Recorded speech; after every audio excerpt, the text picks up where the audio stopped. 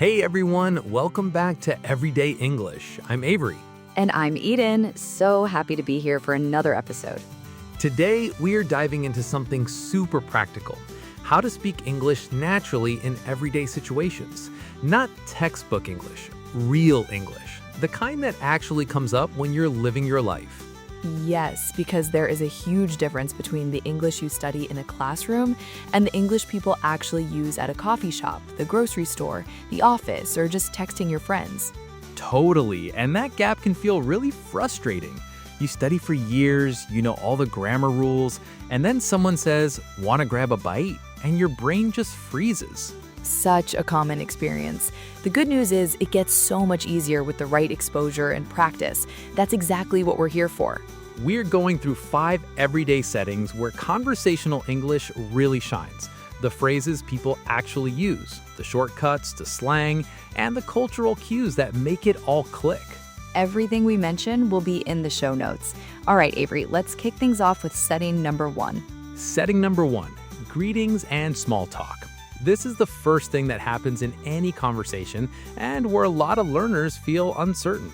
In English, especially American English, greetings are really casual and fast. When someone says, "Hey, how's it going?" they're not expecting a detailed answer. It's more of a social opener, so the natural response is, "Pretty good, you?" Or, "Not bad, thanks." Short and punchy. If you stop and say, "Well, I woke up tired this morning and my commute was long," people are going to look at you like, "Wait, what?" Yes, context matters. If you're with a close friend, share the details. But if it's a coworker in the hallway or the cashier at the register, keep it light. Great small talk starters. Crazy weather lately, right? Or any fun plans for the weekend? In English, small talk is a sign of warmth and friendliness. It's how you warm up a conversation. Get comfortable with it. Practice out loud so it becomes second nature. All right, setting number 2. You know what's also great about small talk? It is a fantastic bridge. Once you get past that opening exchange, it naturally opens the door to a real conversation. It's like the warm-up lap. Exactly. Think of it as social glue. Even if it's just 30 seconds of "How about that game last night?" It signals that you're friendly, approachable, and open to talking. Super powerful. Setting number 2, ordering food and drinks. This trips people up because the phrasing in English is very specific. In many languages, you would just say, "I want a coffee," and that's fine. But in English, especially in American culture, that can come across as a little blunt. So instead, people say, "Could I get a latte, please?" Or "Can I have the chicken sandwich?" Using could or can softens the request and sounds much more natural. "I'll have" is everywhere too. Like, "I'll have the burger and a side of fries." Works in almost any casual restaurant. And when the server asks questions like, "How do you want your steak cooked?" learn the common answer sets. For steaks, rare, medium, well done. For coffee, small, medium, large. If you don't understand, "What do you recommend?" is a wonderful fallback. People love being asked for a recommendation. Also useful, "Can I get that to go?" Food in a bag to take with you. And "Could I get the check, please?" How you ask for the bill in an American restaurant. British English says the bill. Setting number 3, the workplace. Really important for listeners learning English for professional reasons. Workplace English varies a lot. Some offices are super casual, slang, jokes, very relaxed. Others are more formal. Reading the room is everything. Common phrases. "Let's loop in Sarah." Include Sarah in the email or conversation. "Can we circle back on that? Can we return to this later?" "I'll ping you." "I'll send you a message." For asking for help, instead of "I don't understand," try "I want to make sure I've got this right. Are you saying that?" It shows you're engaged and thinking carefully. Or, "Could you walk me through that one more time?" Very professional, very polite. Most people are genuinely happy to clarify. Quick email tips. Hope this finds you well as an opener. Please let me know if you have any questions as a closer. Both widely used, always appropriate. Oh, and one more workplace phrase that comes up a ton. "Let's take this offline," which sounds funny because you're probably not even online. It just means let's talk about this separately, not in this big group meeting.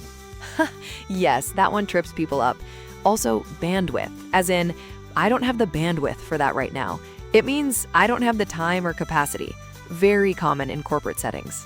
Setting number 4, social situations and making plans. This is where English gets really fluid and formal and a lot of fun. Like when someone texts, "You down for dinner Saturday?" You down means, "Are you interested?" or "Are you up for it?" If you are, totally. Or yeah, for sure. Or I'm in. If you can't make it, I'm going to have to sit this one out. Or rain check. Can we do it another time? Rain check is such a useful phrase. It's a gracious way to say no without closing the door. You're not rejecting the person, you're just postponing. When you're out with people, let's grab a bite means let's go eat. Wanna hang means do you want to spend time together? Let's bounce means let's head out. These phrases make you sound like you actually live in the language. And a lot of learning conversational English is about immersion. Watch shows, listen to podcasts, surround yourself with real spoken English. One thing I want to add about social situations, tone matters so much in English. The same words can mean completely different things depending on how you say them. "Oh, that's interesting," said enthusiastically is a compliment. Said flatly, not so much. So true. This is where listening to native speakers, not just reading scripts, makes a huge difference. You pick up on the rhythm, the emphasis, the little rises and falls in tone that carry so much meaning. Setting number 5, my personal favorite, handling misunderstandings. They happen to everyone, even between native speakers. The ability to say, "I didn't catch that," or "I'm not quite following," gracefully is a genuine skill that makes conversations so much smoother. Great phrases. Sorry, I didn't quite catch that. Could you say it again? Or can you explain that in a different way? Both are polite and completely normal. If you understand the words but not the meaning, just ask, "Just to make sure I understand, what do you mean by that?" A powerful technique. Let me make sure I understood correctly. You're saying that, and repeat back what you heard.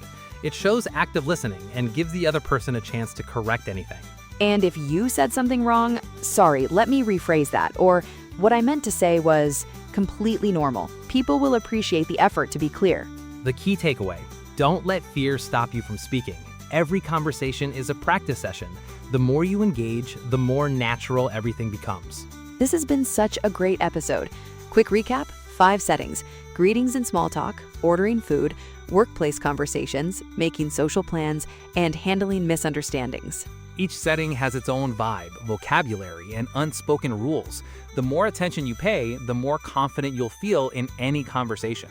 Our biggest tip, don't wait until you feel ready to start speaking. Start small. Small talk with a barista, a quick text to a friend, it all adds up.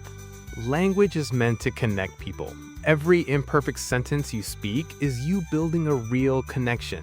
Embrace the process and enjoy the journey. If you loved this episode, leave us a review and share it with someone on their English learning journey. And let us know, what everyday setting do you find most challenging? We read every message. Until next time, keep practicing and keep speaking every chance you get. I'm Avery. And I'm Eden. See you in the next episode.